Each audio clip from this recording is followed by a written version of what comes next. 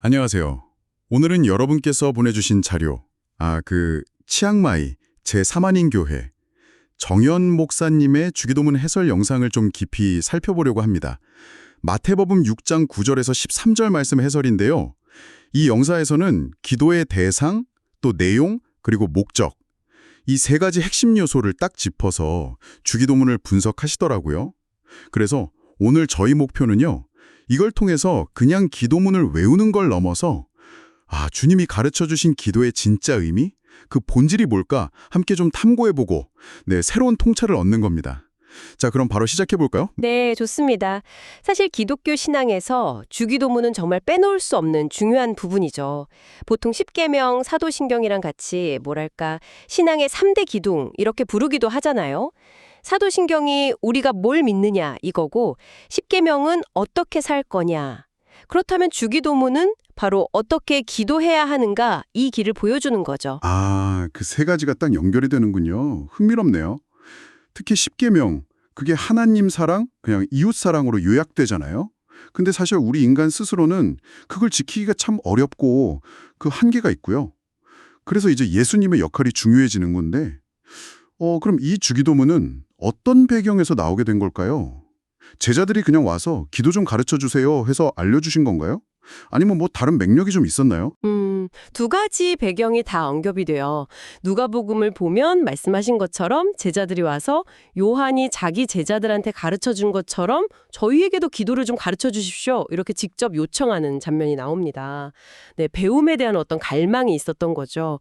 근데 마태복음에서는 배경이 조금 더 비판적이요. 예수님 당시에 종교 지도자들 중에 일부가 있었는데 이 사람들이 사람들한테 보이려고 기도하고 구제하고 이런 외식하는 경향이 좀 강했어요. 그러니까 회당이나 길거리 같이 사람 많은 데서 일부러 막 기도하고 구제할 때는 심지어 나팔까지 불면서 막 요란하게 하고 그랬다는 거죠. 예수님께서는 이런 모습을 아주 날카롭게 지적하시면서 구제는 오른손이 하는 일을 왼손이 모르게, 또 기도는 은밀한 곳에서 하라고 가르치셨어요. 그리고 바로 이어서 주기도문을 알려주시는 거죠. 그러니까 단순히 뭐 기도법 레슨이 아니라 그 당시에 좀 만연했던 잘못된 신앙 행태에 대한 일종의 교정, 이런 의미가 더 강했군요. 어떻게 기도해야 하는가, 이 근본적인 질문을 던지신 거네요. 그냥 형식적인 기도가 아니라 진짜 기도가 뭘까, 이게 필요했던 상황이었군요. 그럼 그 가르침의 첫 시작, 하늘에 계신 우리 아버지여, 이 부분부터 좀 볼까요? 기도의 대상을 딱 명확히 하는 구절인데 이게 왜 그렇게 중요했을까요? 그 당시 상황에서요? 네, 그게 바로 앞에서 말씀드린 그 외식하는 자들, 그들의 기도 대상과 아주 극명한 대조를 이루기 때문입니다. 그 사람들의 기도는 사실상 사람을 향해 있었던 거예요. 사람들의 칭찬, 인정 이런 걸 갈망하면서 기도했던 거죠. 그 결과는 그냥 사람들한테 받는 명성뿐이고 하나님과는 아무 상관이 없다. 이게 예수님의 지적이셨어요. 이미 그들은 받을 상을 다 받았다. 이렇게 말씀하셨죠. 그래서 골방에 들어가 문을 닫고 은밀한 중에 계신 내 아버지께 기도하라, 이렇게 말씀하신 거군요. 사람들이 안 보는 곳, 오직 하나님만 아시는 곳에서, 거기서 기도하라는 의미겠죠. 그 공개적인 광장이랑 숨겨진 골방, 이 대비가 되게 인상적이네요. 근데 이게 골방이라는 게 꼭 물리적인 어떤 장소만을 의미할까요? 아니면 혹시 뭐 마음의 상태? 이런 거에 대한 비유일 수도 있을까요? 좋은 질문이세요. 물론 물리적으로 조용한 공간, 이것도 의미할 수 있겠죠. 하지만 더 깊게 보면 우리의 어떤 마음 상태, 그러니까 세상의 시선이라든지 아니면 인정받고 싶은 욕구, 이런 것에서 좀 벗어나서 오직 하나님께만 집중하는 그런 내면의 공간, 이걸 상징한다고 볼 수 있습니다. 하나님은 우리 마음 가장 깊은 곳, 그 은밀한 중심에 계신다. 이런 신앙 고백하고도 연결이 되고요. 여기서 조금 더 나아가면 신학적으로 더 흥미로운 지점이 있는데 이게 인류 최초의 죄, 아담과 하와의 죄와도 연결된다는 해석이 있어요. 사탄은 본질적으로 눈에 보이지 않은 하나님 대신에 자꾸 눈에 보이는 것들을 숭배하도록 유혹하잖아요. 아담과 하와도 결국엔 보이지 않은 하나님의 명령보다는 눈앞에 있는 그 탐스러운 선악과 거기에 마음을 빼앗겨서 죄를 지은 거고요. 그러니까 골방 기도라는 것은 이런 시각적인 유혹, 또 세상적인 가치로부터 벗어나서 보이지 않는 하나님을 신뢰하고 소통하려는 어떤 의지적인 행위다. 이렇게 볼 수 있는 거죠. 아, 그렇군요. 그러니까 골방 기도는 단순히 조용히 기도해라 이걸 넘어서 세상의 어떤 유혹이나 죄의 본성으로부터 돌아서서 하나님께 집중하려는 그런 영적인 결단이군요. 맞습니다. 그리고 그 대상이신 하늘에 계신 아버지, 이 호칭도 참 의미가 깊어요.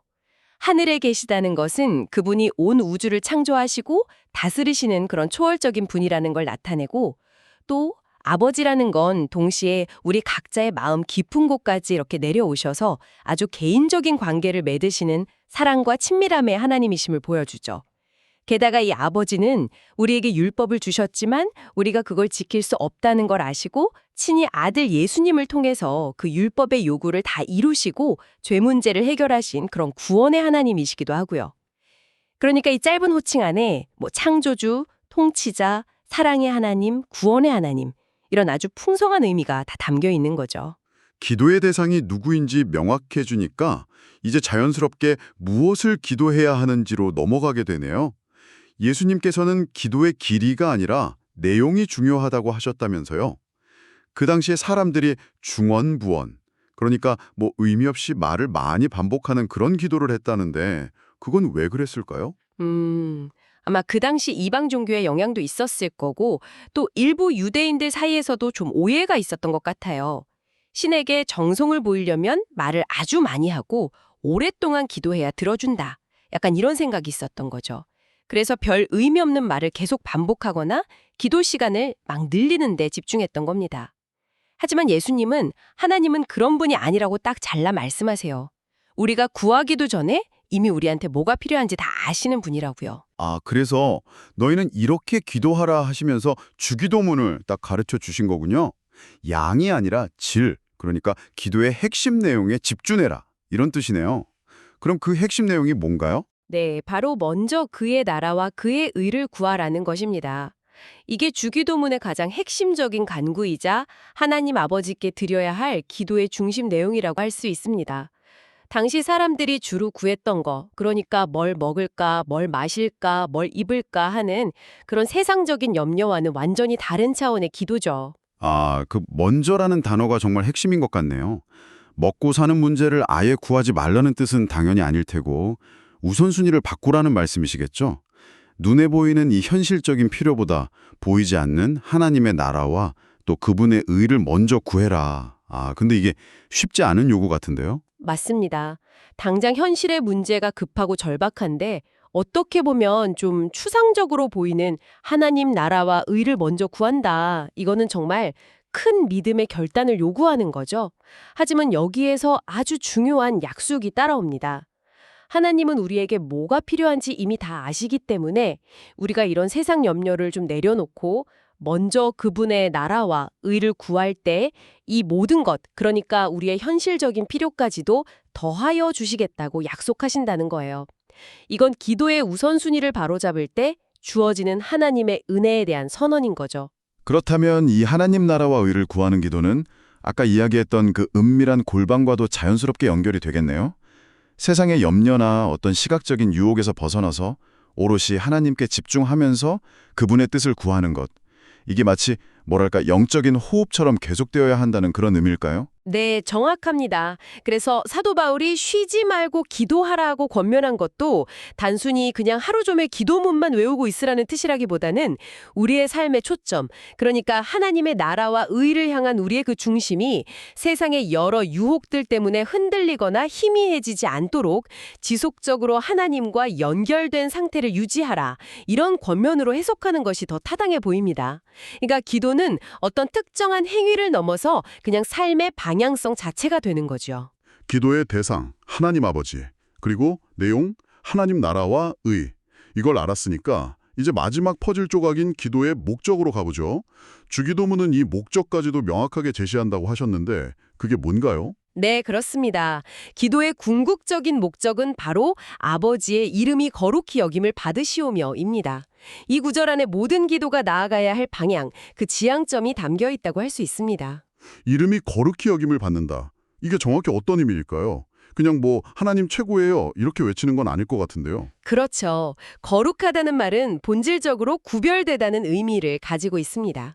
하늘에 계시고 또 우리 마음의 주인이신 하나님은 이 세상 모든 피조물과는 근본적으로 구별되시는 유일한 창조주시고 통치자이시잖아요. 따라서 그분의 이름, 그러니까 그분의 존재와 속성, 그 자체가 다른 어떤 피조물과도 비교될 수 없이 높고 또 선명하게 구별되게 인정받고 선포되는 것, 이것이 바로 거룩히 여김을 받는 것의 의미입니다. 우리의 기도를 통해서 하나님의 하나님 되심이 드러나고 인정되기를 구하는 것, 그것이 기도의 목적이라는 거죠. 아하, 그렇다면 아까 그 사람들에게 인정받으려고 기도했던 위선자들의 기도 목적과는 정말 완전히 정반대네요. 그 사람들은 자기 이름이 드러나고 칭찬받는 게 목적이었는데 참된 기도는 오직 하나님의 이름이 높아지는 것을 목적으로 삼는군요. 네, 맞습니다. 위선자들은 기도를 통해서 사람들의 칭찬, 더 나아가서는 돈이나 명예 같은 세속적인 이익을 추구했죠. 예수님은 그들이 이미 이 땅에서 받을 상을 다 받았다고 하셨고요. 기도의 동기나 목적 자체가 근본적으로 다른 겁니다. 여기서 우리가 얻을 수 있는 중요한 통찰은 기도의 결과로 나타나는 어떤 외형적인 성공이나 사람들의 평가가 그 기도가 진짜인지 아닌지를 보장해주지는 않는다는 거죠. 아, 그 점은 정말 오늘날에도 시사하는 바가 크네요. 때로는 굉장히 화려하고 능력 있어 보이는 그런 기도가 오히려 사람들의 인정을 구하는 것일 수도 있다. 이런 경고로 들리기도 하고요.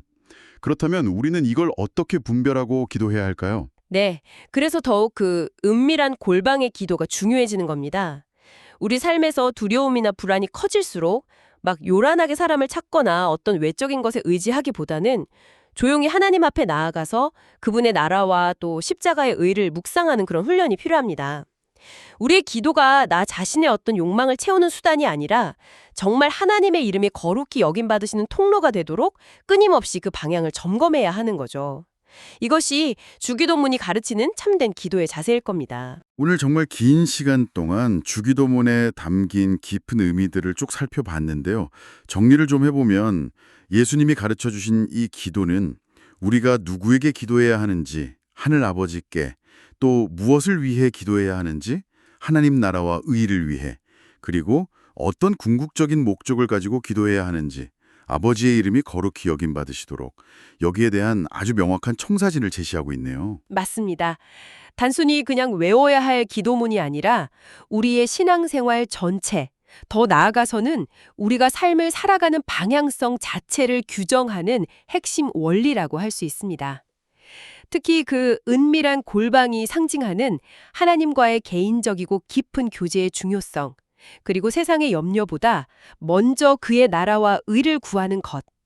이 가치의 우선순위는 오늘날처럼 복잡하고 분주한 시대를 살아가는 우리에게 더욱 깊은 성찰을 요구하는 지점인 것 같습니다. 네, 핵심은 기도의 방법을 넘어서 우리가 세상을 바라보는 관점 자체를 바꾸라는 그런 요청인 것 같아요. 눈에 보이는 것에 너무 얽매이지 말고 보이지 않는 하나님의 나라와 그분의 뜻을 먼저 구하고 신뢰하라. 이런 도전이겠죠. 네, 바로 그 지점입니다. 이 원칙들을 오늘날 여러분의 삶 속에서 어떻게 구체적으로 적용할 수 있을지 고민해보는 것이 아마 이 해설을 듣는 가장 중요한 열매가 되지 않을까 싶습니다. 오늘 내용을 들으시면서 여러분의 기도 습관이나 생각에 좀 새롭게 다가온 부분이 있으셨나요? 어쩌면 그 은밀한 골방이라는 개념이 마음에 남으셨을 수도 있고, 혹은 먼저 그의 나라를 구한다는 그 우선순위가 좀 특별하게 다가오셨을 수도 있겠습니다. 이 주기도문의 가르침을 여러분의 일상 속 신앙 여정에 어떻게 녹여낼 수 있을지 잠시 스스로에게 질문을 던져보시는 건 어떨까요? 네, 오늘 함께 해주셔서 감사합니다. 다음 시간에 또 흥미로운 자료로 찾아뵙겠습니다.